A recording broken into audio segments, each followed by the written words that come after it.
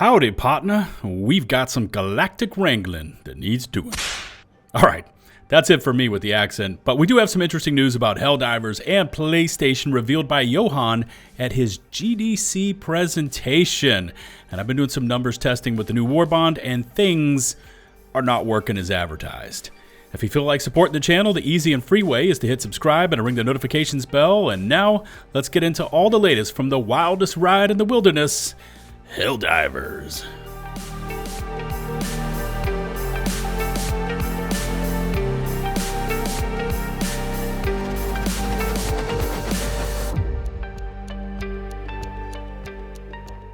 Alrighty there, divers. First things first. Yes, that is a cowboy hat mod with several different options for which helmet you want to customize, and I will of course include a link to it found down in the video description. But now, let's quickly, and I do mean quickly, blast through the current galactic map because I want to share my thoughts on the Warbond along with some test results I was able to perform. So, with a little over 2 days to go, it's not looking good just across the board.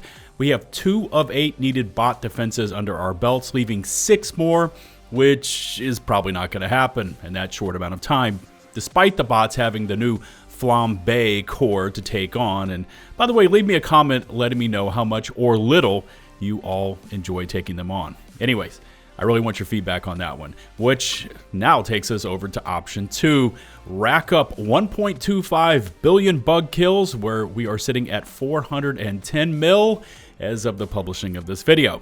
The Diver army has pulled off more in less time before, so if anything, this actually might be the way to go.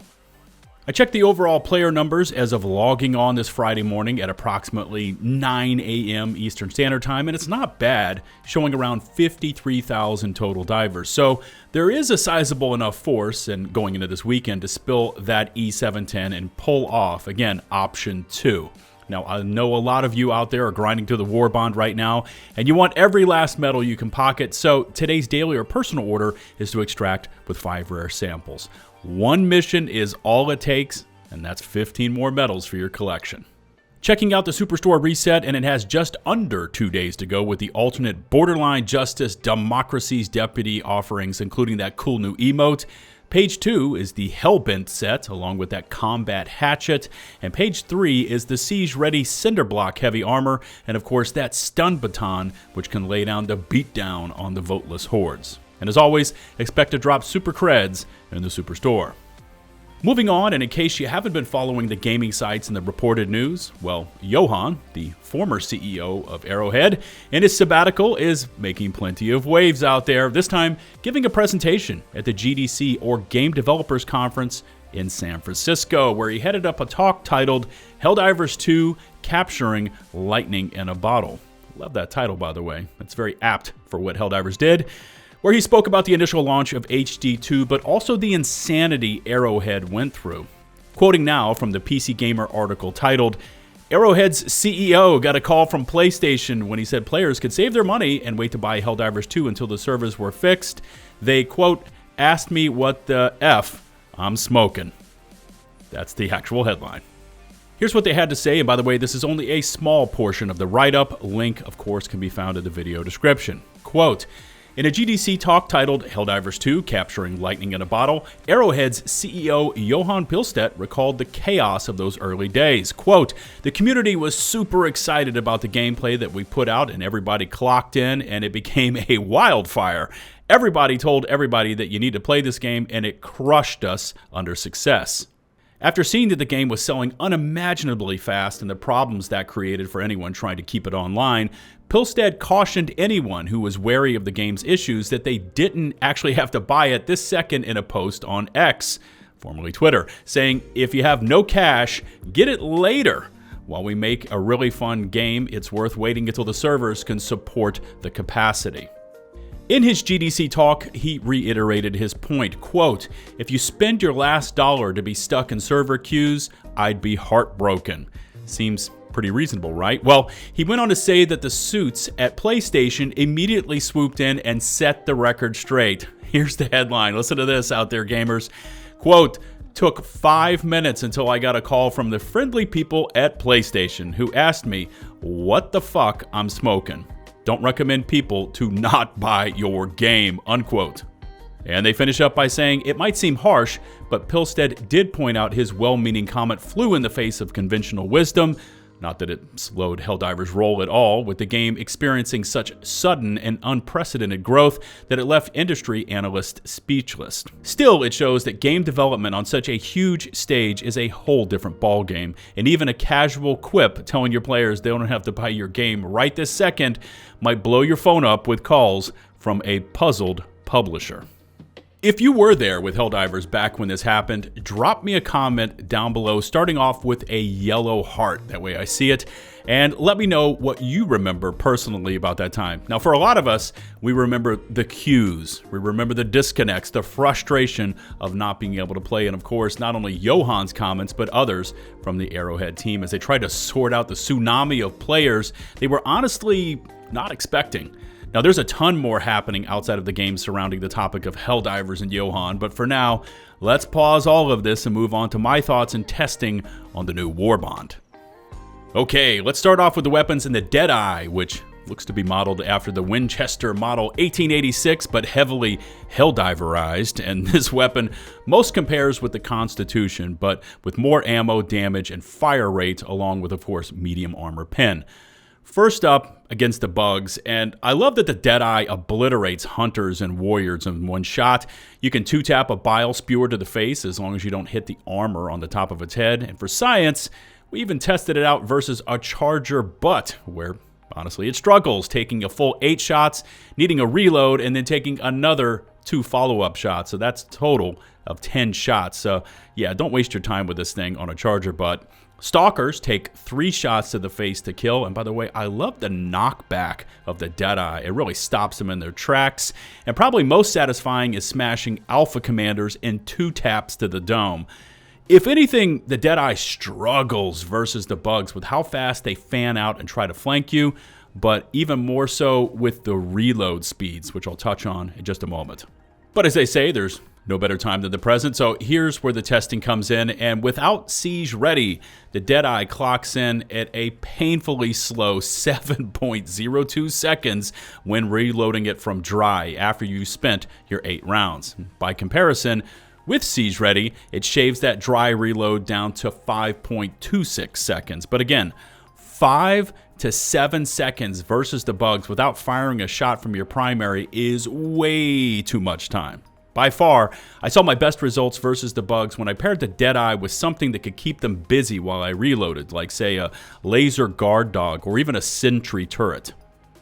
Versus the bots, the Deadeye tends to work pretty well. Striders take 2 shots to that groin-leg connection area. Lower level chaff like troopers are just smoked in 1 shot, and maybe it was my aim, which you do take a lot of stagger from the Devastator blast, but I was seeing 2 to 3 hits to the head of something like a heavy dev. You can shoot down gunships by targeting their engines, but it takes a little bit to do it, and if you can make it in behind a Hulk, 4 shots to the heat sinks will down them. We also experimented with tanks, and I think it was something like 10 shots to the heat sinks for those. But overall, I don't like to be scoped in for very long versus the bots, but accuracy, again, with this weapon is rewarding when you can nail those headshots. Probably the most fun I had with the Deadeye was against the Illuminate, and this thing liquefies voteless. But again, you'll want something as backup to thin out the hordes when you're trying to squeeze in a 7-second reload. Pretty cool to know that the Deadeye can also one-tap Overseers to the head, but it's difficult to hit them as they kind of strafe and stagger around even when stunned. Watchers are 2 taps, and most surprising is how strong the Deadeye is versus Harvester, blasting off their arc horns in 1 shot, and taking somewhere between 8 to 10 shots to drop them if you can hit that vulnerable leg joint area.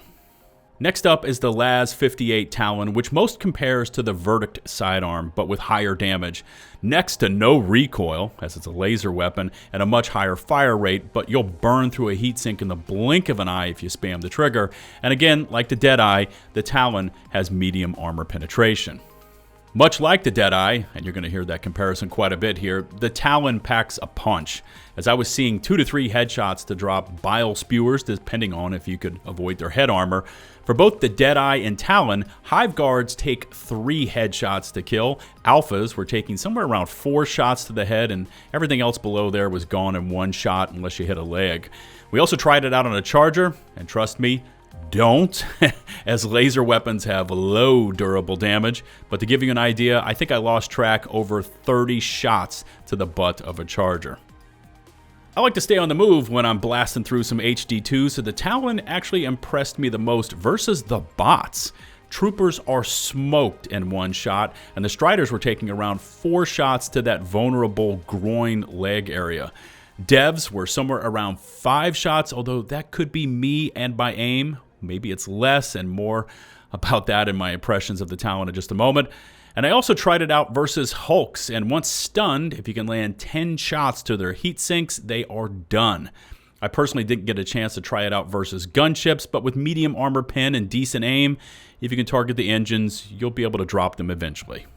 Versus the Squid, I'm going to sound like a broken record here, it's much the same as the Deadeye. Voltless are liquefied in 1 shot, Watchers take 2, and the Overseers were taking 1 to 2 shots to the head, although again, there's some jank in there based on their movements. You can also 2-tap the arc horns on the Harvesters. Worth mentioning here as well is if you can spam the Talon at the spawn ship shields to drop them, you can then just toss in your grenade and it's all done at a rapid pace, so that finishes up very quickly, and it's kind of cool to know. Next, let's talk about what I think are the 2 juicy additions to this Warbond, the Dynamite and the Hover Pack. Now, the Dynamite does have different fuse timers you can set it to, but I just recommend sticking with the 5-second option here. And this thing has massive AoE, so much so that I'm going to definitely be mixing it into my loadouts starting today. It's not enough to close Bile Titan holes, and it doesn't have enough demo force to kill fabs, even when placed directly next to them, but toss one of those into the heat sinks and it's sayonara.